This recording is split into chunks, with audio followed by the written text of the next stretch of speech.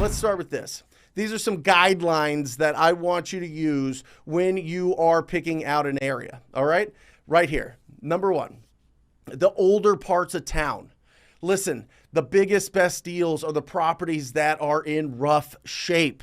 People don't have the capital to be able to invest into their properties to get the most out of them, right? So these properties fall into disrepair. These properties fall into, become vacant.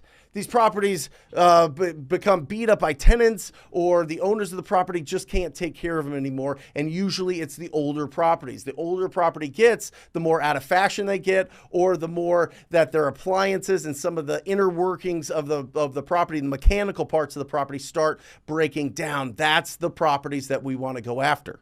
All right. Next, affordable housing. This is critical. All right. I want you starting out focusing on if this property was fixed up, could a first-time home buyer buy it? Right? Because that's the biggest pool of buyers. Next is like, what is the median sales price in your area? You just literally Google it.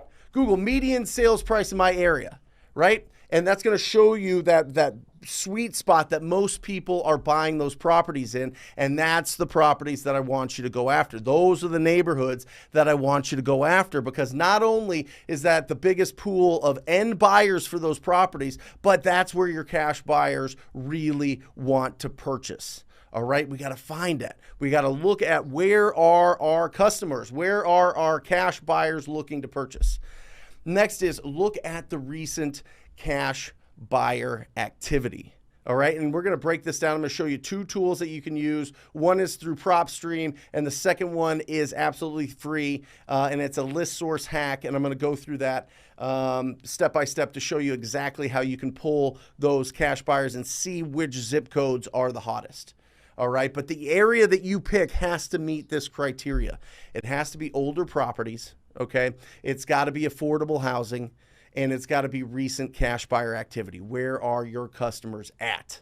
All right, Mike? Hey, so Brent, so real quick, so older parts of town, 30 years or older, is that why when you pull lists on like PropStream, you go year built of the property, 1990 or, before then? Yes. Gotcha. That's exactly it. And then when you look at the, buying properties that are affordable, you're talking about the after repair value is something that a first-time home buyer could get into, the median priced home. Yep. That's not where they would buy it. They're looking just for areas where that's the exactly after. Okay, gotcha. Yep. Cool. Thanks. Yep. You're looking once it's totally renovated to be in that median. So you're going to want to be making offers depending on the area that you're at 50% or 66% of that median price or whatever the after repair value is for that property. So like in Phoenix, you're looking in neighborhoods where the after repair value is what, for example?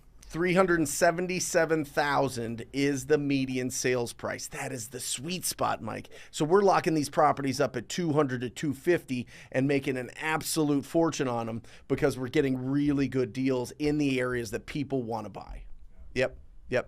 And here you go. Here's the second slide that I'm going to go through here. Who to target. All right. This is wholesaling 101, right? We got to go after the distressed property. So not only are you going after the neighborhoods that are 30 years or older, not only are you going at the price range that are median, but you got to go after the properties that there are signs of distress.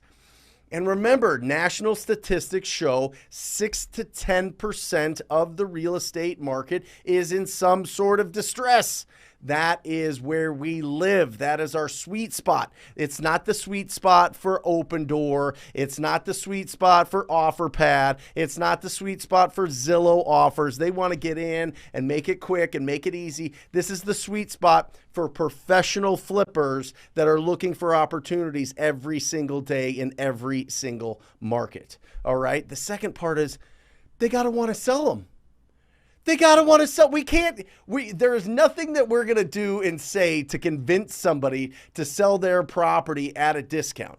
They have to want to do it. They have to be in alignment with the price, the terms, and with you, right? But they have to want to sign a piece of paper that says that we are able to purchase that property. They signed the purchase agreement, right? They have to want to do that. And that's so critical, because I think a lot of the slippage that we see, a lot of the heartbreak that we see in this business is we're going after people that we think need to sell, but they don't want to. Right? It all comes down to what is their timeline. That's why the timeline on them making a decision is absolutely critical. So they have to want to sell the property, and they have to have at least 30% equity. Okay, listen, wholesale deals, traditional, clean wholesale deals come down to two things: equity and motivation. They got to have them both. Equity and motivation. And the equity has to be a minimum of 30% in that property so that you're able to really get in there and get a good discount and be able to have enough room in there to make your fee and to make the profits for. And there's got to be enough meat on the bone for your end buyer. All right. And the prospects have to meet all this criteria.